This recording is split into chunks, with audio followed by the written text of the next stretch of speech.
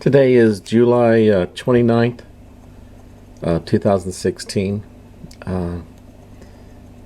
I've got quite a few tomatoes here in the fridge.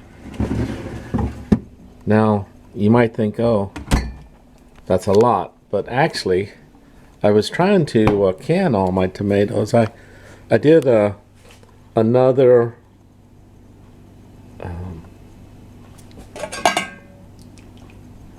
I think 9 quarts of tomatoes. What I did was I cut up some tomatoes and onions and garlic and things, and I put them in a frying pan and cooked them up, got them boiling, and then I put them in this big pot. And then once I filled that, I made the 9 quarts in here, and I've cooked them about a hour, a little bit more, in boiling water, and then I just have turned off the heat and they're just sitting now. When they cool down, I'll take them out. And okay, so that's another 9 quarts of tomatoes. I did put some rutabaga, 1 big rutabaga in it, and onions and garlic. So that's it. Okay, and I'll post this to my update. I'm going to do a backyard update here.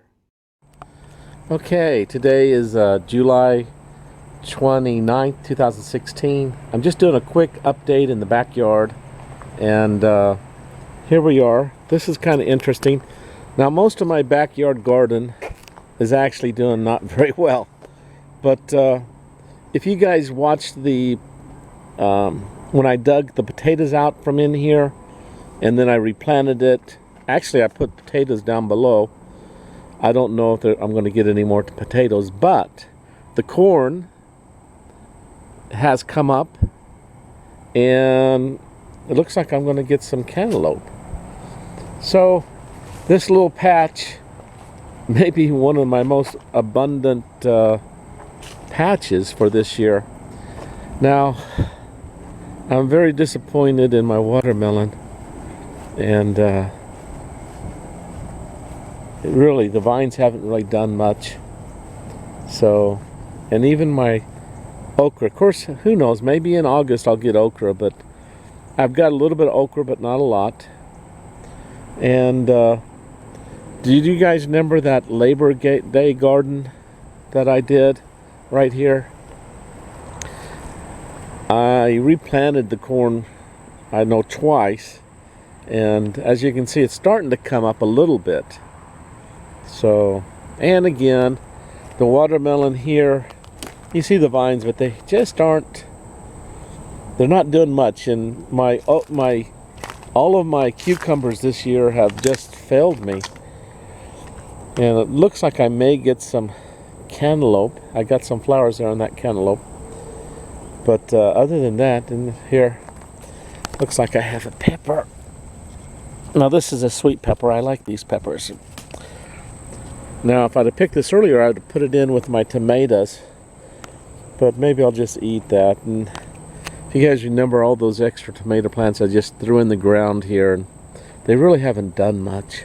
In fact, the tomatoes in the backyard haven't done too much this year. A little bit. Oh, got another pepper over there. But you can see these tomatoes. I have a few. I haven't picked them in the last couple of days. So it's not a lot. There's a few you can look. Now here, this plot I need to replant this corn someplace else and dig up this bed because there's potatoes underneath there that need to be harvested. As you can see, well, the asparagus next year, I may actually have some next spring. Or, of course, it'll only be in its 2nd year, so you're really not supposed to take much of it, they say. I'm not really an expert on asparagus.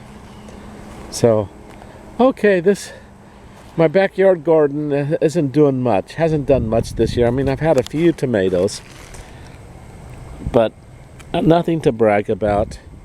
And you can see all of my squash have died on me in the front yard and the backyard. So squash, cucumbers for me have been a disaster this year. But tomatoes, well, they're doing good. In fact, even here I've got a few beautiful tomatoes I need to, even though you can see the plants, a lot of those leaves I should break off. But anyway, okay. So I was hoping, last year I was able to have watermelon vines up my frame, and I had all kinds of watermelon here. But this year,